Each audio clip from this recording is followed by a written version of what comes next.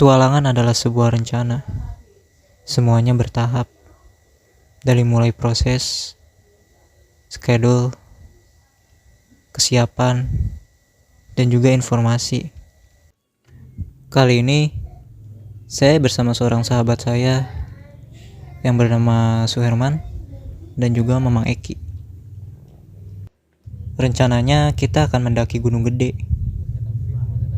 Sebelum keberangkatan, kita mampir dulu ke rumah Bang Herman sembari mempersiapkan kembali apa saja yang kurang, terutama tentang logistik.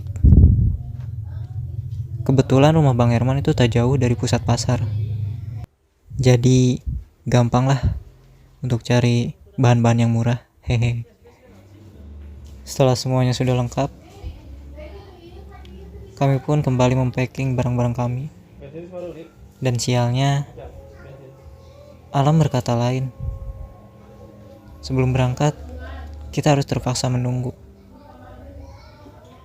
Karena kita lupa untuk membeli jas hujan.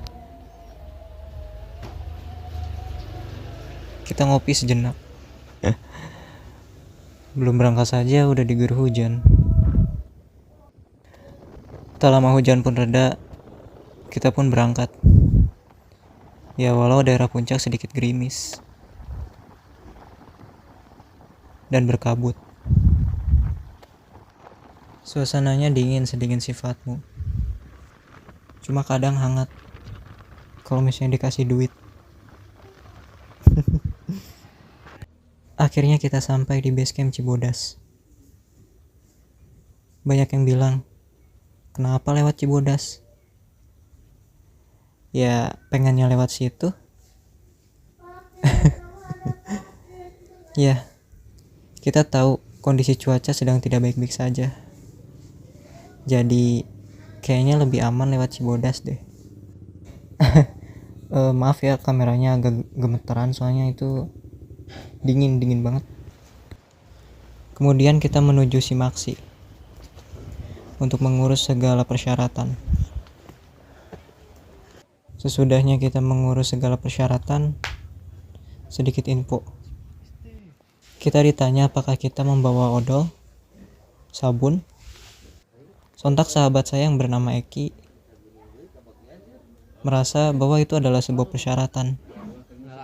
Dan ternyata itu bukan, guys.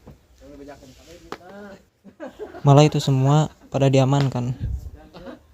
Tidak tahu alasan kenapa.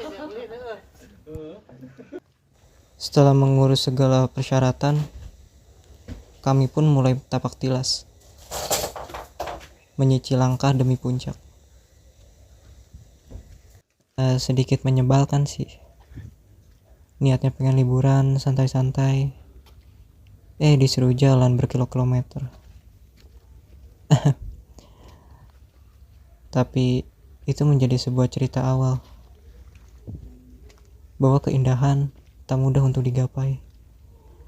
Dan ketenangan bisa dinikmati dengan cara apapun.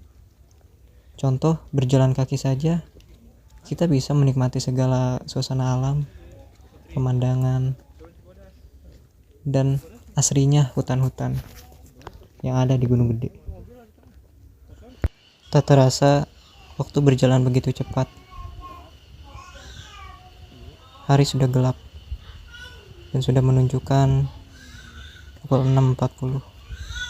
Di gelapnya malam, diterangi cahaya senter, saya mencoba untuk terus melangkah. Kemudian kita menemukan shelter. Kita istirahat sejenak. Sejenak sebatang rokok pun mulai dibakar. Sembari mengecek barang dan merencanakan akan camping di mana. Kemudian seorang sahabat saya bernama Eki membuka suara, katanya lebih enakan camping di kandang badak. Supaya pas summit kita gak terlalu jauh. Juga ada sumber air untuk kita masak dan ngopi. Setelah perjalanan yang begitu panjang, akhirnya kita sampai di kandang badak.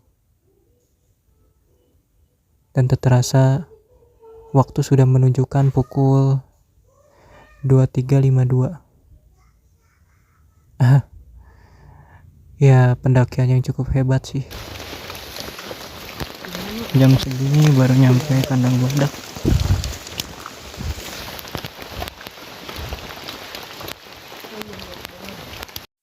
Kita mencari lahan untuk membangun tenda. Karena sudah kedinginan, kita membangunnya dengan cepat. Itu lega tuh. Tadi handap.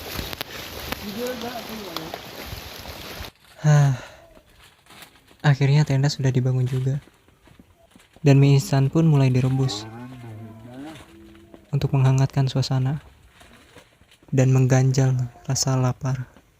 Dikarenakan badan sudah lelah, usai makan kita langsung tertidur. Kemudian di pagi hari kita dikagetkan dengan pasak yang terbuka yang membuat tenda kita sedikit bocor. Dan Mamang Eki segera bergegas keluar untuk memperbaiki pasak itu. Kami terbangun pukul 6.30. Suasana pagi yang berangin, sejuk, memanjakan mata. Kemudian saya dan Bang Herman mempersiapkan diri untuk summit. Eki gak ikut karena dia sudah bosan kayaknya untuk mendaki Gunung Gede.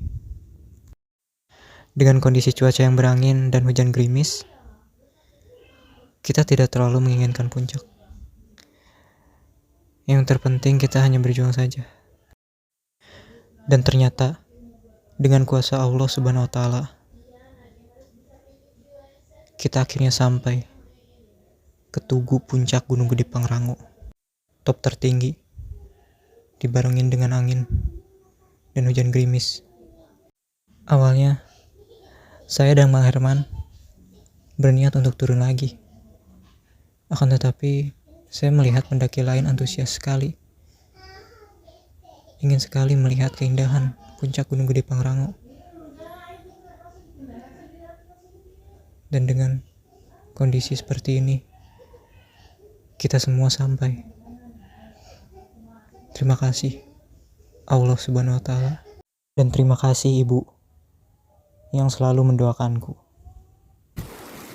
Fuck the world.